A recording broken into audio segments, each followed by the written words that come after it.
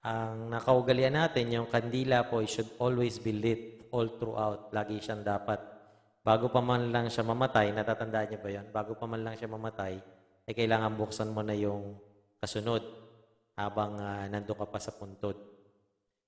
Yung mga, sabi ko sa inyo kanina, yung mga hindi nakadalaw, yung mga nagtutulos sila sa kanilang gate or sa pinto ng kanilang bahay, and they offer a prayer sa kaluluwang pumanaw. And mapapaliwanag natin yun ngayon kung yung ba'y dapat natin gawin o hindi.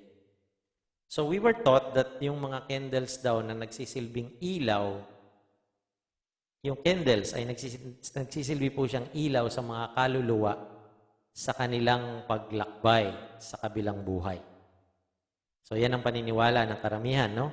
Yung candles na iniilaw natin ay nagsisilbing ilaw dun sa mga kaluluwa habang naglalakbay sila sa kabilang buhay. Christian Filipinos visit cemeteries to pay respect sa kanilang departed loved ones, be it family members, relatives, or friends, to pray for the eternal repose of their souls. Ito pa galing sa isang sikat na newspaper. At ang sabi pa ay, quote, "It is said that one candle is lighted near the tomb of a loved one as an offering for their soul," listen to this, "to escape purgatory and enter heaven." Wala na sigurong mas perfect time para pag-usapan natin ang subject na ito. So today, pag-uusapan po natin ang subject ng saan ka man naroroon. Saan ka man naroroon. Yung kanta na yan ay lagi nating nadidinig kapag ka mayroong libing. Nasaan na kaya sila ngayon? That's a question na marami pong mga tao ang nagtatanong sa pastor, sa rabbi, sa pare, sa ministro. In fact, Larry King, kung kilala niyo si Larry King, siya po ay nag-dedicate ng isang episode answering the question, what happens when we die? This is a topic na tuwing undas ay tinatanong. Apparently, there were those who lived in the New Testament times na they are just as confused as we are and as concerned as we are. So, kung ano yung question natin ngayon ay question din nila. At yan po ay sinagot sila ni Pablo. Do you remember when Paul wrote to the Thessalonian believers? And he was writing to them because they have a concern about those people who died already. So ito po yung kanilang tanong. Makikita niyo yan sa 1 Thessalonians chapter 4, verse 13. "But I do not want you to be ignorant, brethren, concerning those who have fallen asleep, lest you sorrow as others who have no hope." Tagalogin natin. Mga kapatid, nais naming malaman ninyo ang katotohanan tungkol sa mga namatay na. No, yung fallen asleep sa Tagalog, mga namatay na.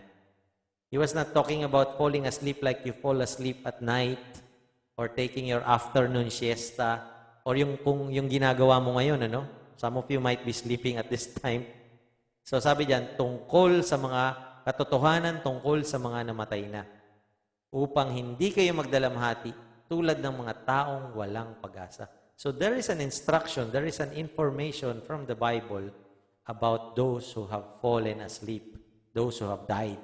Fallen asleep is a softened, pinalambot na terminology for a believer's death, sa kamatayan ng isang mananampalataya, describing a Christian who dies. It is very much illustrated po sa New Testament. No, yung naalala niyo si Lazarus, John 11:11, these things he said after that he said to them, "Our friend Lazarus sleeps." Sabi ni Jesus mismo nagsasalita, "Our friend Lazarus sleeps, but I go that I may wake him up." And alam natin that Lazarus was already dead for 4 days. Si Stephen, naalala niyo sa Acts chapter 7, verse 60. Then he knelt down and cried out with a loud voice. Nung pinagbabato na siya, di ba binato siya? Kasama pa nga doon si Paul. Kinuha ni Paul yung mga damit ng mga bumabato kaya he was consenting to his death, the Bible says, the death of Stephen. Sabi ni Stephen nung malapit na siyang mamatay, sabi niya, Lord, do not charge them with this sin. And when he had said this, ano sabi ng Bible? He fell asleep. Natulog ba siya? No. He was dead. Si David din, ang yan ang sabi sa Acts chapter 13. No? Sabi niya, for David, after he had served his own generation, this was recorded by Dr. Luke sa Acts 13, for David, after he had served his own generation by the will of God, ano sabi, church? Fell asleep. Ano sabi? Was buried with his fathers. So, hindi naman pwedeng natulog, tas bineri. No? So, fell asleep is actually the word died. No? So, he died. So, falling asleep when it is referring to a Christian is about dying. Sa Tagalog, namatay na yung translation. Pero pag sa English nyo binasa, asleep means death or sleeping. No? Merong meaning sa Bible na pag sleep, it sometimes meant as who died or dying, fell asleep. And the word asleep is a very interesting word. Yan po yung tinatawag nating koimao. Parang yumao, di ba? Siguro doon nakuha yun no? It means to lie down. It's the same word that was used for someone who slept in a hotel for one night. And next day, he would get up and go on to his journey. So parang yumao. Yan po yun, no? Para ka lang natulog sa hotel. No? So it's a beautiful picture of what happens to a believer, to a believer's body when they die. Their body goes to sleep, koimao, and it is put in a hotel, waiting the time when the resurrection will happen. So every time someone will ask you, nasaan na kaya sila? The first answer is obviously, the body is asleep. Sabi nyo, asleep. Ibig sabihin, the body goes to the grave, namatay. But that is not the issue. The issue is the real person. Yung katawan, namatay, pero yung real person, yun ang issue. Nasaan yun? Because we all know that the body is not the real person. The body is just the house. Bahay lang yung body natin in which the real person lives. So when this body goes to sleep and goes to the grave, what happens to the real person? Anong mangyayari doon sa tao na yun? So fortunately for us, o fortunate ba or unfortunate? Kasi may sagot tayo. Ibig sabihin, magtatagal tayo dito, may sagot. Fortunately, we have an answer from the Bible. So find your place in the book of Luke. Luke. Sa Lucas po. Luke. So, sa Lucas. So in our study, we will see today several contrasts. So ano ba yung ibig sabihin ng contrast? Pag ko-contrastin natin, pag i-differentiate natin, pag yung pinagkaiba. Minsan madaling matuto pag nakikita mo yung mga differences, di ba? So yun ang gagawin po natin ngayon. There is a contrast that we are about to study. So we will contrast two things. Dalawang bagay ang pagko-contrast natin. Dalawang personalidad, dalawang pupuntahan, at dalawang prinsipyo.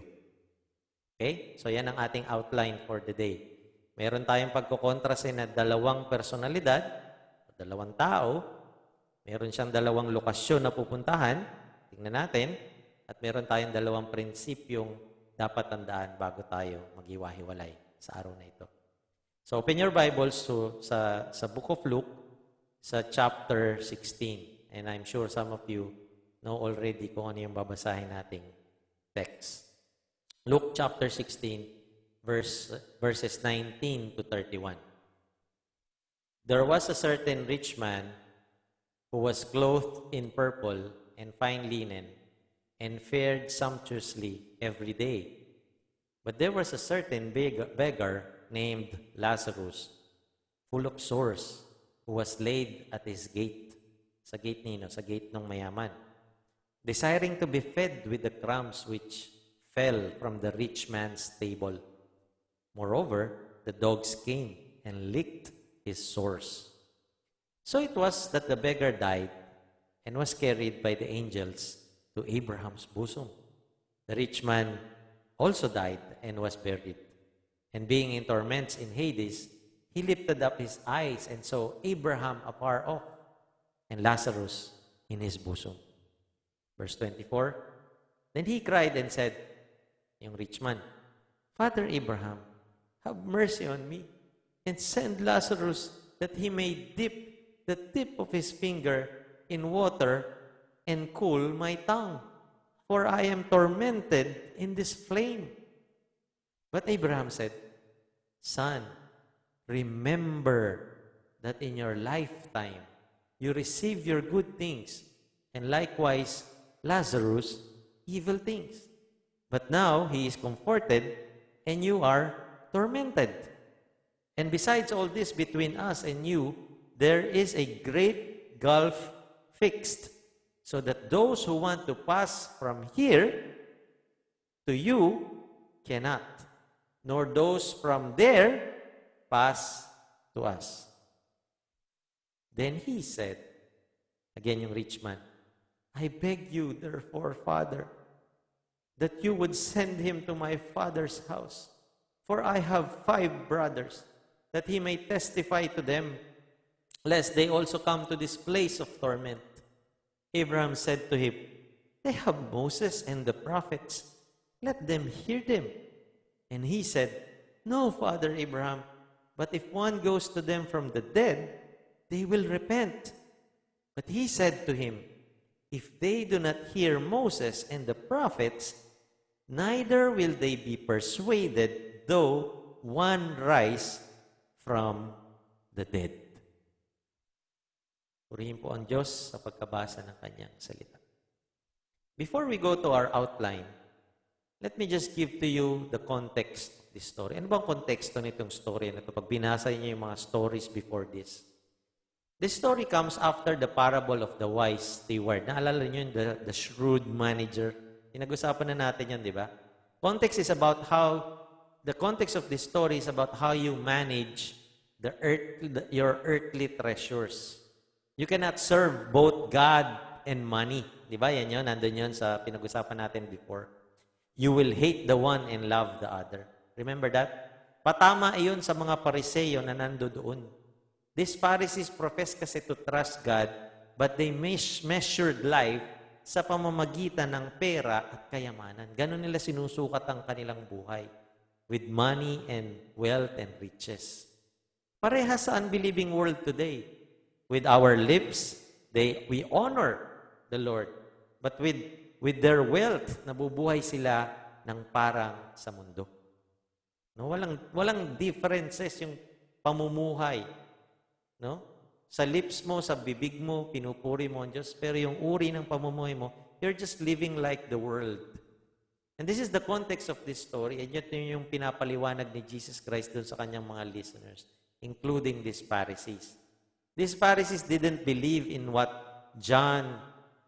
si John the Baptist, yung pinipreach niya to them. And they rejected his ministry to the extent nga na inalaw nitong mga Pariseo na to na siya'y mapatay, di ba? Naalala niyo yun? Si John was beheaded, di ba? And neither did they trust Jesus Christ and His ministry. And ultimately nga, they will ask Pilate to crucify Him. Hindi talaga nila tinatanggap si Jesus Christ. Church, kung ang buhay po natin ay kontrolado ng pagmamahal sa pera, nagbubukas tayo ng maraming pintuan para magkasala. Tandaan niyo po yan. Kung driven tayo ng pagmamahal sa pera at material, no, yung covetousness, yung nais mong magkaroon ng mga bagay na yung puso mo, bakit wala ako niyan? Nagko-covet ka parati. No? Nagbubukas po yan ng maraming pintuan para ka magkasala. That's what happened to these Pharisees. And then Jesus then told this story that we'll study today, describing to these Pharisees that what would happen to them if they continued in their covetousness, in their unbelief in Him. No? Mahalaga na malaman natin ang context po ng istoryang ito. Because I do not want you to think na sa umpisa pa lang po, kaya baka isipin nyo, kaya napunta yung rich man sa Hades, or sa ibang translation is hell, is because he is rich. And Lazarus, napunta siya sa paraiso. Bakit? Kasi siya ay mahirap. Ayokong ganun ang isipin nyo. No. This is a warning to these Pharisees who trust more about their prestige and power and wealth rather than trusting Jesus Christ. So that's the context of this story. So back to our outline. Una, let's talk about dalawang personalidad and we will contrast them. Titingnan natin yung kanilang pagkakaiba. So the first thing is the dalawang personalidad. So this is the story of the rich man and Lazarus. As we look dito sa binasa natin kanina, we're going to see these two men kind of in a split, parang LED screen nyo or TV nyo, no? At pag-contrastin natin siya in three ways. Kaya tatlo yung screen nyo dyan, no? We're going to watch them sa kanilang buhay, nung buhay pa sila. We're going to see them nung sila'y namatay. So si Lazarus at yung rich man. And we're going to see them nung namatay na sila in eternity. Alright? So first thing, ang pagkakaiba ng dalawa nung buhay pa po sila. That's the first thing. May isang mayamang laging nagdaramit ng mamahalin at saganang-sagana sa pagkain araw-araw. May isa namang pulubing nagngangalang Lazaro na tadtad ng sugat sa katawan at nakahiga sa may pintuan ng mayaman. Sa hangad na matapunan man lamang ng mga mumong nahuhulog mula sa hapag ng mayaman at dooy nilalapitan siya ng mga aso at dinidilaan ng kanyang mga sugat. The rich man had received ng napakaraming mabuting bagay at naranasan niya ang mabuting buhay. Ang sabi ng scripture sa English, he fared sumptuously. Ano ibig sabihin nun? Sumptuously, lagi. Saganang-sagana sa pagkain. Flamboyant, brilliant life. He was outwardly wealthy. Mayamang-mayaman. The beggar, in contrast, si Lazarus, was very unimpressive. No? Sabi dyan, siya may sakit at gutom. No? His sores could have been dressed by this rich man's ointment. No? Pwede sana siyang i-bandage at gamutin itong rich man. But instead, ito po ay nililik or dinidilaan ng mga aso yung kanyang sugat. Every day, si Lazarus po ay nasa gate ng rich man, begging for food. We have no clue, however, why he allowed Lazarus to be at his gate. No, probably, siguro iniisip ng rich man, parang tulong ko na sa iyo yan. No? Pasalamat ka, pinapapwesto kita dyan, no, sa gate ko. Kasi pagdating ng mga friendship ko na mayayaman, maaambunan ka ng kanilang mga abuloy, no? Baka matapunan ka dyan ng kanilang mga barya-barya. So he was only hoping for a few crumbs or some barya to be thrown in his direction doon sa kanyang pinag-uupuan sa gate ng mayaman. So, that is the snapshot ng kanilang buhay, no? Nung sila'y buhay pa, itong dalawang personalidad na ito. Yung rich man, covered siya ng purple, fine linen. Si Lazarus, covered naman ng sores. The rich man ay laging kumakain, busog, maraming pagkain. Yung poor man na si Lazarus ay he is just desiring to be fed with crumbs.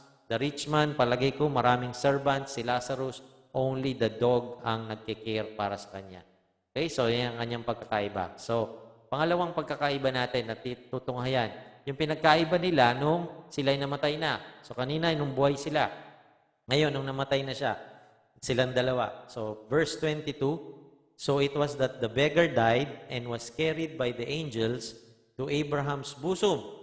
O, yung rich man, ano nangyari? The rich man also died and was buried. So, walang masyadong information. It seems from reading the story, si Lazarus ang unang namatay. No, maging signal na sana yun doon sa mayaman, na nangyari kay Lazarus, namatay na. Hindi ko na makita yung dito. No? Dapat nagkakaroon na ng, pag may namamatay ba, meron ba kayong nararamdaman, something na that cause you to think somehow about your lifestyle, about your life, no? Lazarus died first and the rich man died second. And walang reference sa burial ni Lazarus, it simply says that he died. Perhaps, more than likely, yung body po ni Lazarus ay tinapon sa, usually yung pinagtatapunan pag mahirap ka lang nung araw. They would either put him sa potter's field or yung tinatawag nilang Gehenna. No, more than likely, they would throw him in a place called Gehenna, a name for the dump site outside the city. So, doon lang nila ilalagay yung bangkay. So, more than likely, Lazarus' body was disposed of, but the Bible says Tingnan nyo Lazarus' real self was carried where? Sa Abraham's bosom. However, sa Luke 16 verse 22, sabi dito, the death of the rich man was very shortly described. Walang masyadong description. And the rich man also died and was buried. Bas, kalas. Namatay naman ang mayaman at inilibing. That's it. No further details. Now, it's not hard to imagine yung lavish funeral perhaps nitong rich man. Ito, pag pinanood nyo to sa YouTube, maraming mga interpretation na magaganda yung burial nitong rich man na to. But with many of the things that he can amass, na property niya, kayamanan niya, hindi man lang siya makabili ng kahit isang araw na ma-extend yung buhay niya dito sa lupa. Somebody said that death is the great equalizer. No? Doesn't matter kung mayaman or mahirap ka, everyone will die. Doesn't matter if you're rich or poor. Pero by the way, just for the side, if Jesus comes back before we die physically, we will not experience physical death. Alam niyo po ba yan? That's a different topic on its own, but just to excite you na yun ang pangako ng Diyos sa atin. Kung siya'y babalik ngayon, mga oras na to tayo'y buhay, para kuhanin niya tayo to meet Him in the air, tayo po ay hindi na mamatay physically. Yan ang pangako ng Diyos sa atin. So, ine-expect niyo ba yun? Ako, ine-expect ko yun every day actually. So, it will help you a lot pag nasa radar ng isip niyo yun. So, dalawang tao in their life. Ngayon, pinagkakaiba natin yung dalawang tao in their death. Note yung pagkakaiba. Yung isa, na-cast away sa garbage of the earth, and the other is lifted up in honor, perhaps, sa magnificent burial ceremony, yung rich man. So, that's Act 2. Punta na tayo sa Act 3. Pagkakaiba ng dalawa sa kabilang buhay. Okay, so we have seen them in their life, nung buhay sila. Nakita natin paano sila namatay. And then we'll see them after death. No, ito na yung eternity. Now we are able to see something in these next verses na babasahin natin that you will never ever see again in the Bible. And you could not see this except through the eyes of the Lord Jesus who was telling the story. Siya po ang nagtetel ng story dito. Please note na hindi po ito parable. This is a real story. Of all the parables that Jesus told po, He never ever used a personal name for an individual. No, in the story, He calls one of the guy Lazarus. It was not the Lazarus that He raised from the dead. It was another man that really named Lazarus, but apparently a man that Jesus knew personally. For He told the story as an eyewitness. Parang nakita niya to, na-experience na mismo, seeing not only in their life and in their death, but now He is going to show us what happened to them sa kabilang buhay. No? The story is about to lay a foundation for us to understand what happens when someone dies. So pag may nagtanong sa inyo, ano bang mangyayari pag usapang undas, kung sa tao pag namatay, well, pwede nyo silang i-direct dito sa story nito. The Bible teaches that before the ascension of Jesus Christ, there was an immediate place na pupuntahan ng souls of men and women that went to death nung namatay po sila. And this place na pupuntahan ng mga taong namamatay bago mag-ascend si Jesus Christ, bago siya pumanik sa langit, this place is composed of 3 kompartamento. So ano-ano po yun? Yung Abraham's bosom, yung tinatawag nating paradise, yung place na yan. Doon din sa same place na yan, mayroon tinatawag na the Great Gulf Fix. At dyan din sa place na yan, may tinatawag na Hades. Alright? Hades. So, let's look at it one by one para makita niyo po. So, remember, pinagkakaiba natin sila. Yung dalawang ito, yung rich man si Lazarus sa kabilang buhay na, no? So, let's look at this. Abraham's bosom. Ano ba ang Abraham's bosom, mga kapatid? It's also called paradise. It is the place where the righteous dead go and the place of comfort. No? Tingnan natin, Luke 16:25. Ano po ang sabi, church? But Abraham said, Son, remember that in your lifetime you received your good things. Kanino yun? Doon sa rich man, sinasabi niya. And likewise, Lazarus evil things. But now, ano sabi church? He is comforted. Now, when Lazarus died, his body goes to the grave. His real person, his real self goes to paradise. The Bible says it is a place of comfort. It is a place of love and companionship. Lazarus is pictured in the bosom of Abraham. Yun ang ginamit ng text. The angels took Lazarus into paradise immediately after his physical death. When Lazarus died, his body goes to the grave sa Gehenna. They put his body there, and his soul and spirit went where? Sa paraiso. Okay? So that's Abraham's bosom. Next. Ano yung next compartment? Yung the place of torment. Yung tinatawag nating Hades. It's a place of torment. It is also called Hades or Hades.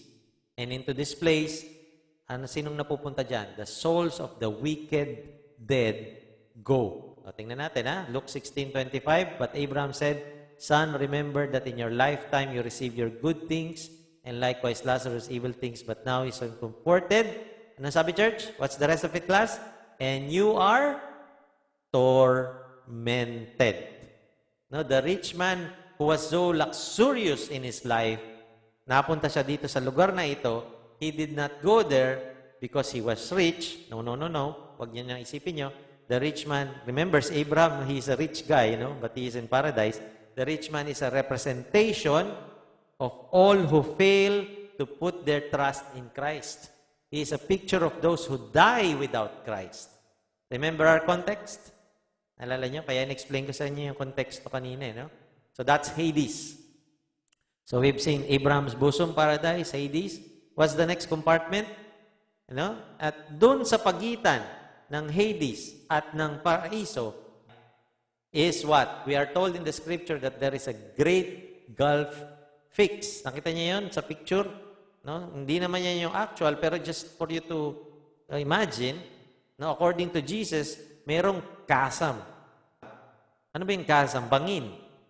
Great. Malawak. It's really great. It's between these two places, that cannot be crossed under any circumstances. Let us now look at these two men. One of whom who died and went to paradise, and one of whom who died and went to Hades. So nakita natin yung compartments. So, pagkaibahin natin, tingnan natin yung buhay ni Lazarus sa kabilang buhay. Okay? So, nakita niyo yung lugar, yung pinuntahan nila, in their eternity, saan sila napunta. And then, tingnan natin yung kanilang buhay. Luke 16:22, si Lazarus muna, pag-differentiate natin. So, it was that the beggar died and was carried by the angels to Abraham's bosom. Ang sabi sa NLT, to sit beside Abraham at the heavenly banquet. Diba? Ang ganda? Heavenly banquet. Ang pinuntahan ni Lazarus. First of all, please notice that when the beggar died, God sent His angels to him to carry him to paradise. I remember when sino sa inyo nakapanood ng Ghost? Diba may dumadating na angels? That's true. That's biblical dito, at least from what we have seen. Totoo pala na merong angels na magdadala sa iyo as when you die. Kung ikaw ay mapupunta sa paraiso, when you are saved. And here is your reference. Angels will take you to heaven. It says right here, very clear, But this is right. After you die as a Christian, ang punto is, maraming naniniwala kasi na gagala-gala pa daw yung kaluluwa mo. Wag po kayo maniniwala doon. Fake news po yun. Fake news po yung may nagpapakita. That's an evil spirit. Remember, an evil spirit can disguise even as an angel of light. Kaya wag kayong masyadong padala doon sa mga nangyayaring ganun.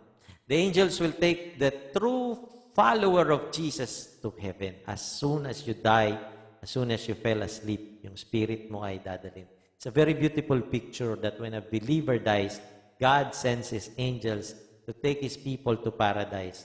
And here is the evidence of it dito sa istoryang binasa po natin. Jesus said when the beggar died, the angels carried him into Abraham's bosom. Just another term for paradise. It is a place where the soul and spirit of the Old Testament believers went when they die. You have to understand that this is still an Old Testament story, ano po? Because the cross ay hindi pa nangyayari. I'm not trying to be technical here, no? But I want you to stay with me in this logic so you can follow me when kung saan tayo papunta, no?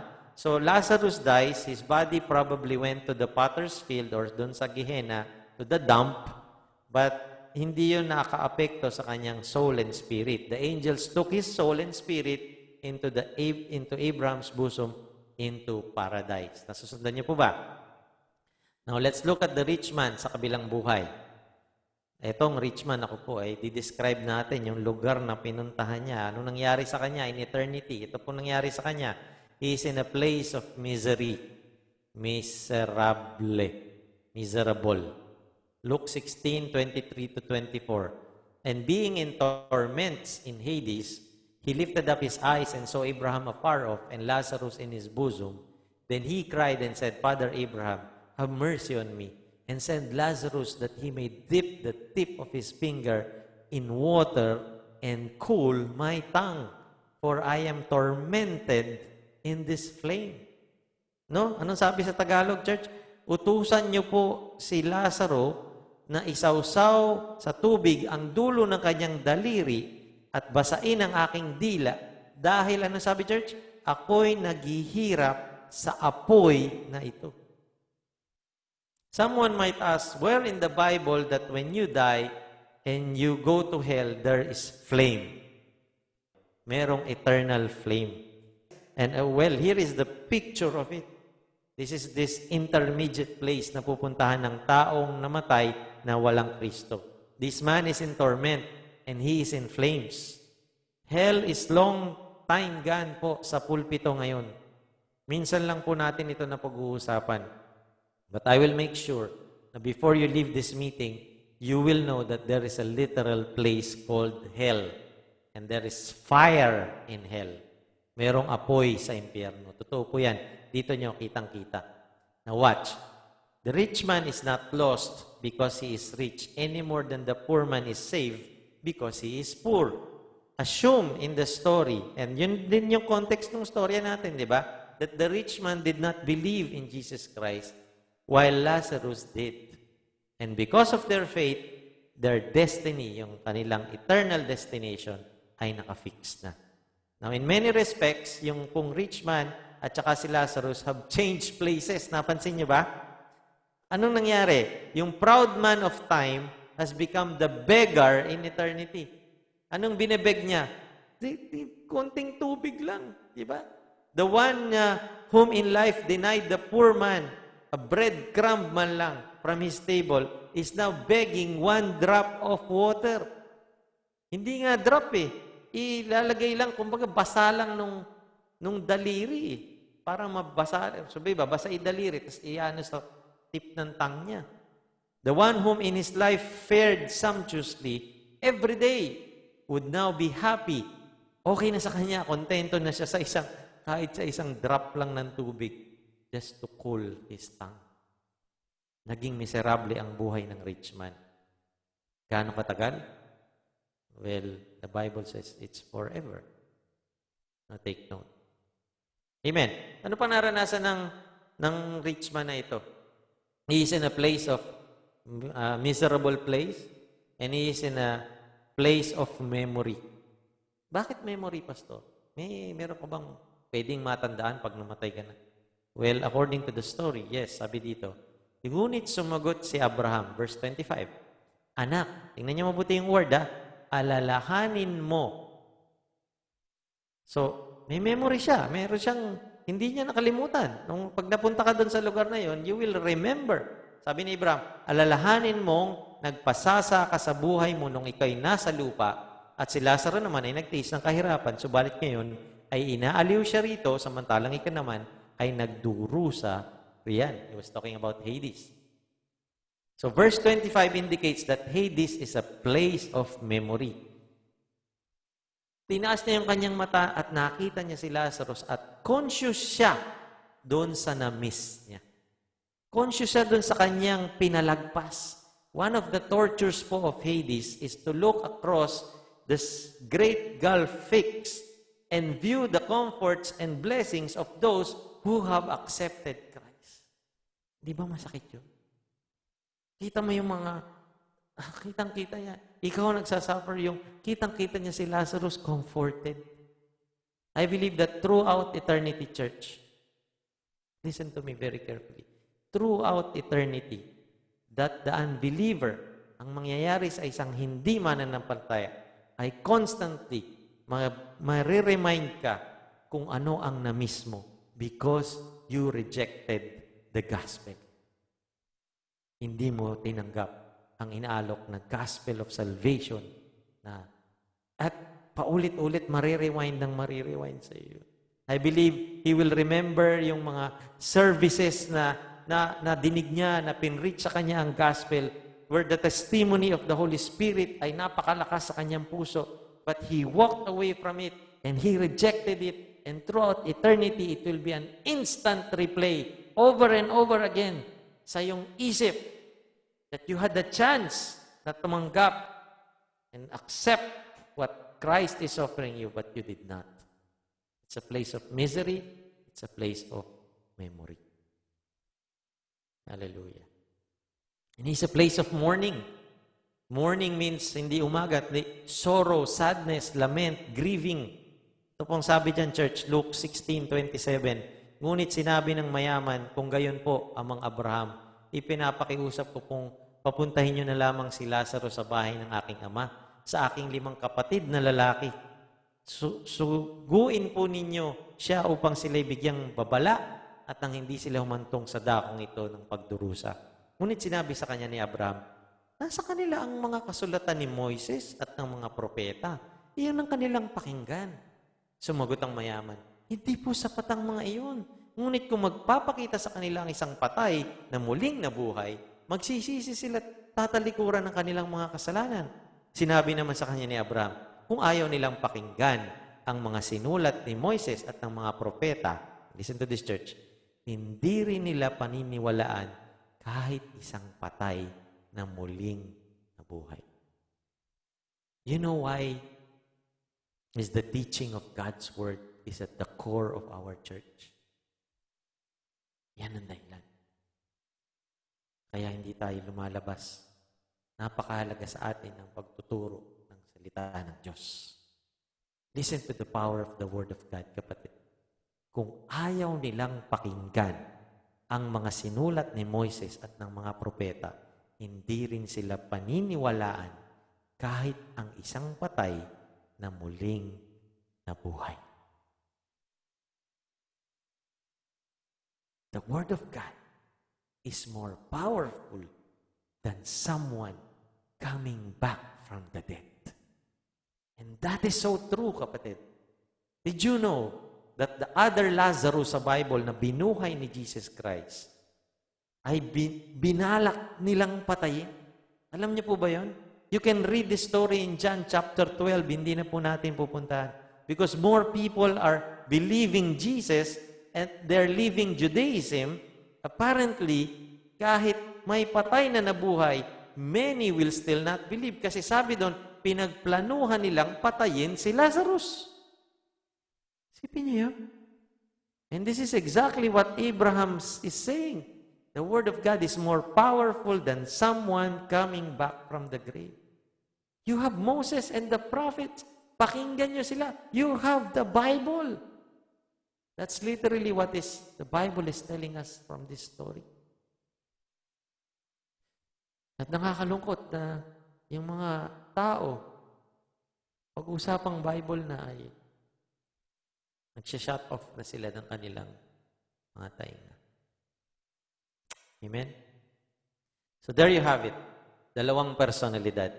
Nakita natin sila nung sila'y buhay, nakita natin sila nung sila'y namatay, at nakita natin sila nung sila'y nasa kabilang buhay na. Now let's go to the second.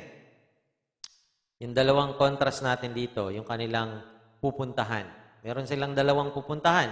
Yung intermediate hell and intermediate heaven. Pastor, bakit intermediate? Makikita niyo mamaya.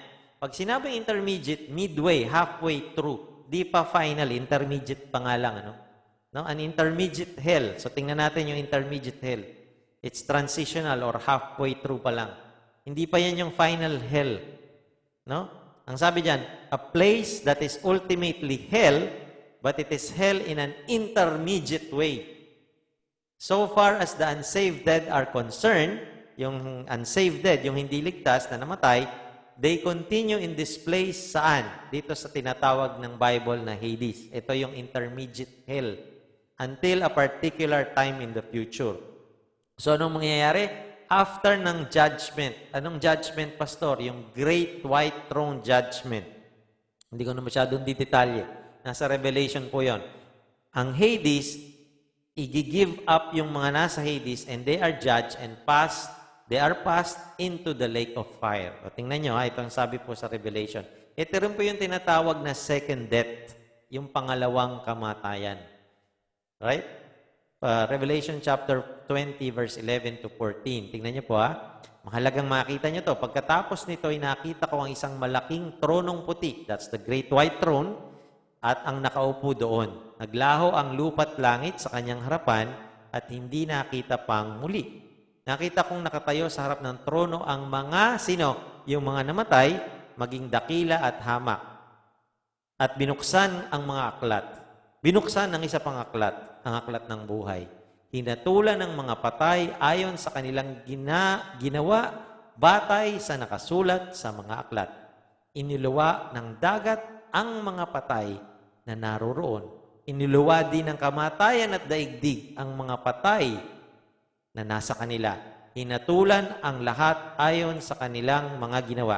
Pagkatapos, tingnan nyo church, itinapon din sa lawa ng apoy ang kamatayan at ang daigdig ng mga patay. That's Hades. Ang lawa ng apoy ang pangalawang kamatayan. Now listen, here's what's going to happen.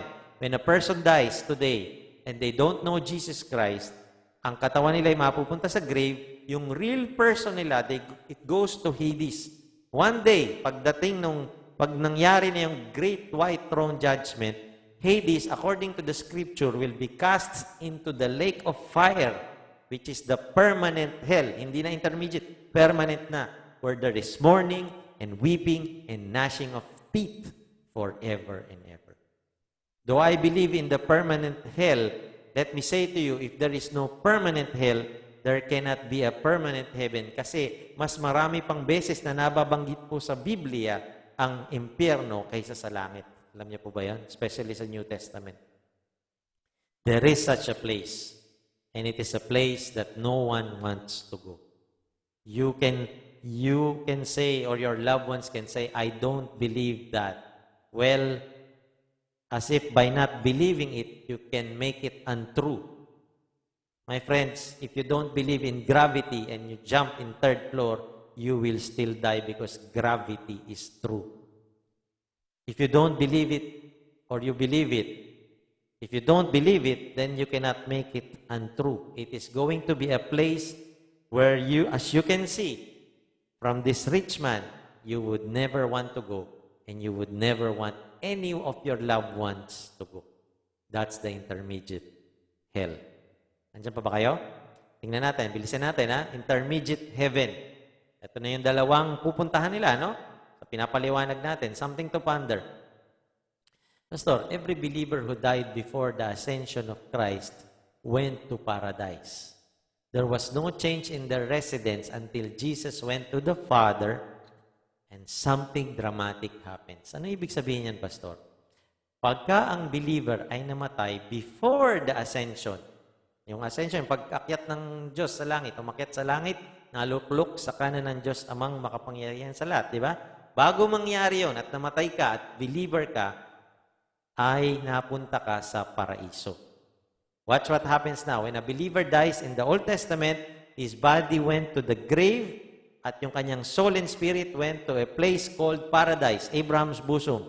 But when Jesus, listen, he died on the cross and was buried and he rose again on the day of his ascension, something has changed. And I want you to watch Ephesians chapter 4, verse 8 to 10. Ito po ang sabi.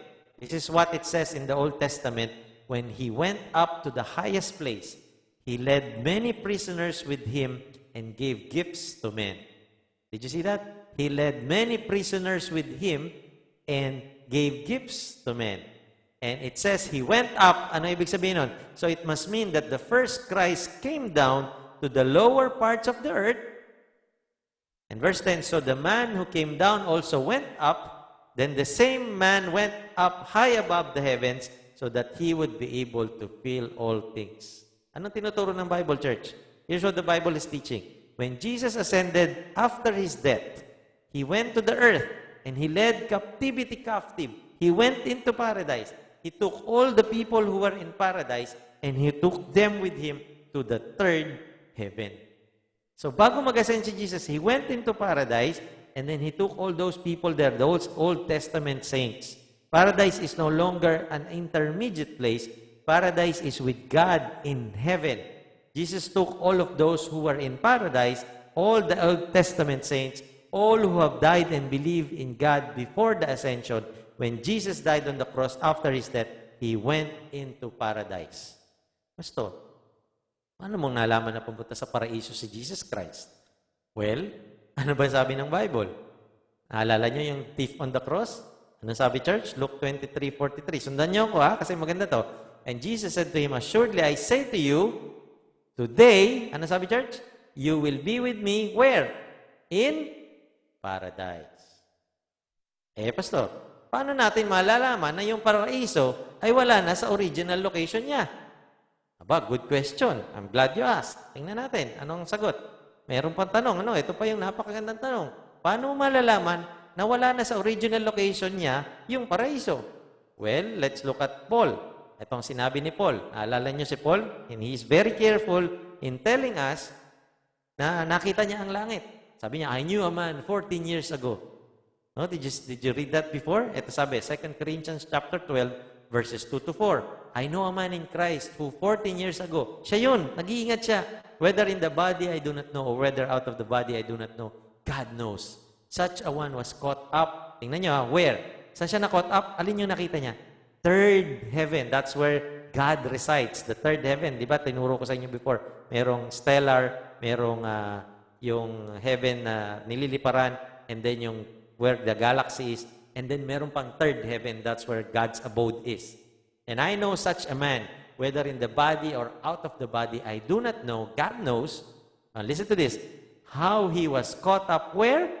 Into paradise. Nasaan na yung paradise? New Testament na to, kay Paul time na to. And heard inexpressible words, which is not lawful for a man to utter. Where is paradise? It is in the third heaven. How did it get there? When Jesus ascended at kinuha niya ang paraiso, yung mga captives din doon, He took it up to third heaven. So now, nasa na po sila naroroon? When a believer dies, his body goes to the grave, goes to sleep. His soul doesn't go to sleep. Let me tell you something, Christian or not, you are going to be alive somewhere forever and ever. Yung soul mo, hindi siya nag-sleep. Yung body mo ang nag-sleep, and the soul and spirit goes to paradise. Which where now? Nasaan na yung paraiso? Which is in the third heaven. Alright? Problem solved? We know now where a believer goes and an unbeliever goes. So let's have a quick review. So, when the unbeliever dies, saan siya mapupunta? Yung body niya mapupunta sa grave. Soul goes to Hades, feeling all the pain and the sorrow. And after the great white throne judgment, yung Hades, with all of its dead, will be thrown into the everlasting lake of fire, which is the permanent hell, which is the second death. Yan yung tinuturo ng Bible Church. When a believer dies, ano mangyayari sa kanya? He goes to the grave. This is the representation of Lazarus nung time niya. In soul spirit niya goes to paradise. All the Old Testament saints went to paradise. That is the place of comfort before the ascension of Jesus Christ. When Jesus ascended, He took paradise into third heaven. And so all Christians na namatay from the Old Testament till now is already in heaven forever with the Lord. So naunawaan niyo po? Clear po ba? So hinga ng kaunti ha. Hinga tayo ng kaunti. Amen. So ano nang pinag-uusapan natin? Para hindi kayo mawala. Dalawang personalidad. Kita natin yung contrast. Dalawang pinuntahan. Kita natin yon. And lastly, may time pa tayong konti na lang, may dalawang prinsipyo. All of this is just intellectual kung wala po tayong matitake home. So may dalawang prinsipyo akong nais na i-share sa inyo bago po tayo magtapos. And this is yung kahalagahan, number 1, ng presensya ng Panginoong Hesus. At pangalawang pag-uusapan natin yung kahalagahan ng permanenteng personal mong desisyon. Your decision. What is it going to be? We know now the fact that if a person dies, ay alam natin na sila kung saan sila mapupunta and how will they exist in these two different locations. But all of that, as wonderful as it is not the most important in all of this. Let me tell you what is exciting here. After knowing this temporary, intermediate hell, heaven, eternal home of a believer, mayroong isang truth na nagja-jump from one scripture into our hearts. Paradise, heaven, New Jerusalem, kung ano man ang gusto nyong itawag doon. Whatever you want, how you want to describe it. Yung place na yan is just secondary to this. Secondary lang po yan. Ito ang pinakamahalagang dapat yung matutunan. Heaven is where Jesus is. Heaven is being with Jesus. Huwag niyong kakalimutan yan, church. Yes, Jesus is in our hearts now. He resides to us through His Spirit. But we have this glorious hope. The glorious appearing of our great God and Savior, Jesus Christ. And we will be with Him literally in the flesh, in a glorified body. Nung napanood ko po yung isang guy na nagka-cancer po siya sa kanyang bone, yung same na sakit po ni Francis M.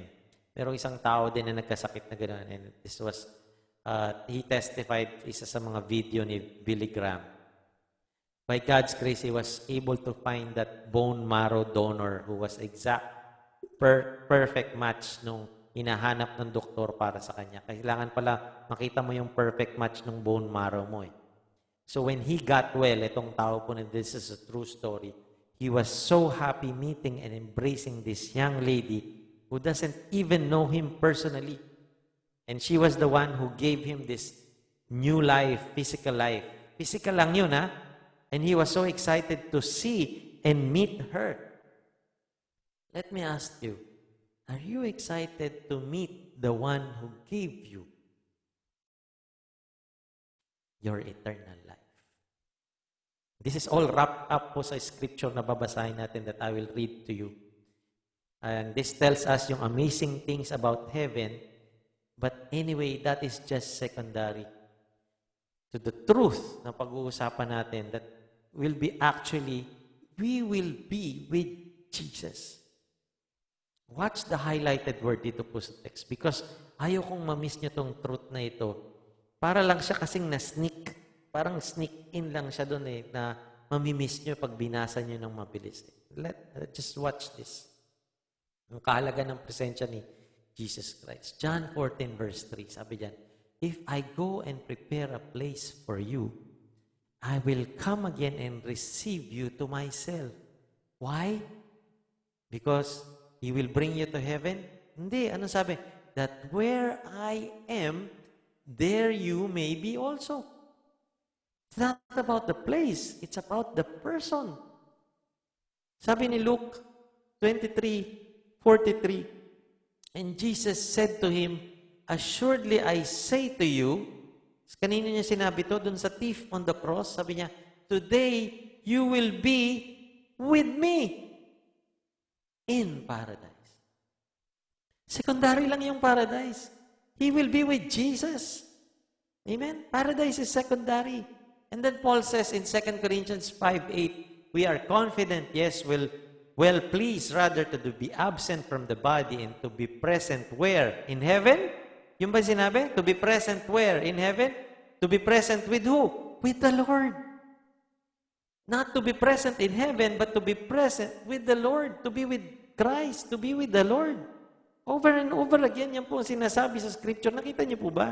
It's not about heaven so much as it is about Jesus. It's about being with Him.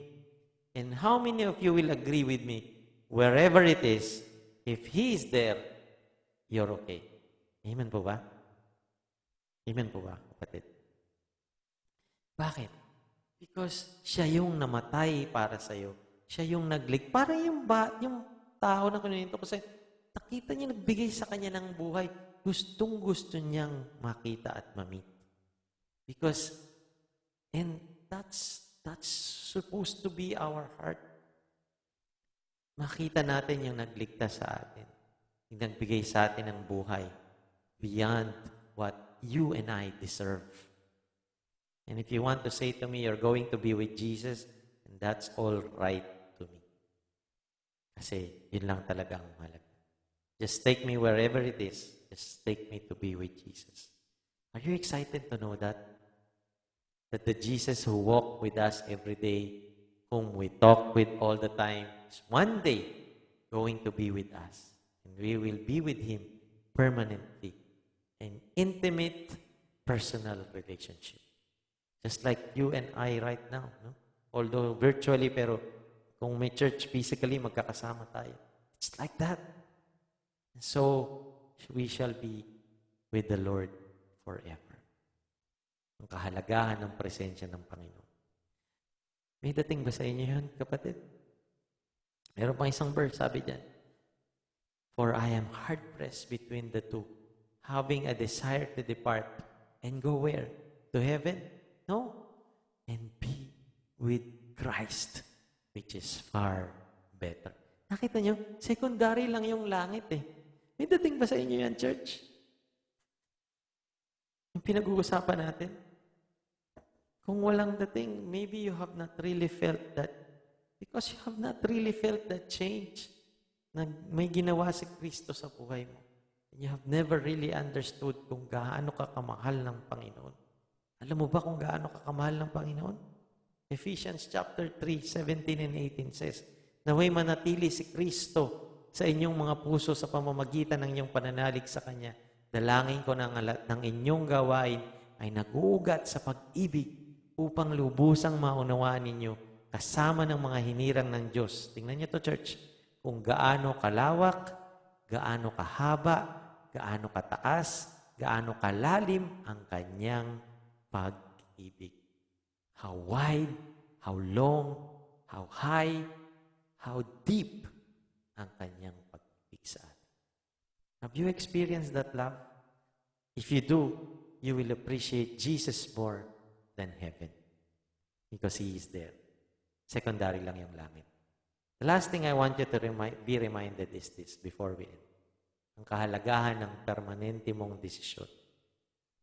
Listen to this verse very carefully. Luke 16:26. "And besides all this, between us and you, there is a great gulf fixed, so that those who want to pass from here to you cannot, nor can those from there to pass to us." Tagalogin natin. Bukod dito, may malaking bangin sa pagitan natin. Alala nyo, sinong sasalita dyan? Si Amang Abraham. Kinakausap niya yung rich man. Sabi niya, may pagitan, hindi pwedeng pumunta dyan si Lazarus. Alam mo kung bakit? Kasi dyan, mayroong malaking bangin sa pagitan natin. Kaya yung naririto ay hindi makakapunta dyan at yung mga naririyan ay hindi makakapunta rito. Friends, whatever decision we make about sa ating panghabang buhay will have to be made in this life. This story is not about purgatory. There is no such thing. I hate to hate or to hurt your feelings. And don't you ever get worried or feel bad about it if you would hurt the feelings of your loved ones who believed in the doctrine of the purgatory. Huwag kayong manghinayang sabihin sa kanilang katotohanan. Sabihin yung katotohanan. Amen? Mas pabuti pang magalit sila sa inyo kaysa hindi nila maunawaan ang katotohanan. We all know that purgatory teaches that you would go someplace into a holding space, and there's a possibility that you can come out of that place at yung destiny mo ay pwedeng mabago. That is not true. That is a lie. The Bible teaches that when we die, kapatid, it's immediate judgment. Itinakda sa mga tao na minsan lamang mamatay at pagkatapos ay paghuhukom. Whatever decision we make about eternity will have to be made in the here and now. Wala na pong second chance after death. And if you or your loved ones hasn't made that decision to trust Jesus Christ, if they have not made their reservation sa kalangitan, you better tell them to do it now because they won't get another chance after they die. This is the day of opportunity. Today is the day of your salvation. For God says, at just the right time I heard you. On the day of salvation I helped you. Indeed, the right time is now. Today is the day of salvation. Sapagkat sinasabi niya, sa ukulang panahon ay pinakinggan kita. Sa araw ng pagliligtas, sinakluluhan kita. Ngayon na ang kaukulang panahon. Today, right now. Ito na ang araw ng pagliligtas. I believe may naglalaro sa isip nyo na tanong, how can a loving God even permit such a place as hell to exist, let alone send people there? Bakit? Bakit inaalaw ng Diyos kung loving siya? But if you're asking that kind of question, it reveals na hindi mo naintindihan either yung pagmamahal ng Diyos or yung wickedness ng sin. God's love is a holy love, kapatid. Hindi ito po isang mababang sentimiento de palaman. And sin is a rebellion against a holy, loving God. Napakataas po ng standard ng Diyos. And that is why He knew that. That's why He loved you. He made a way for you to be saved. God does not send people to hell. They send themselves there by refusing to heed His call and believe on His Son. Ito yung anak ko. Ito yung way. The only way. And then nire-reject natin siya. Alam niya kung sino siya eh. God is a just God. Kailangan niyang ma-meet yung demands ng kasalanan. And He made a way at binigay niya ang kanyang anak. And if you reject that offer, there is no other way. And then you will blame Him na pinadala ka niya sa, no, it is your own volition, it's your own decision.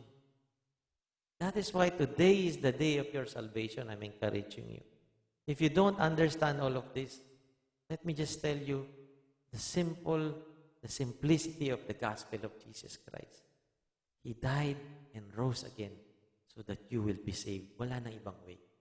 All you need to do is to follow Him, to accept Him as your Lord and Savior.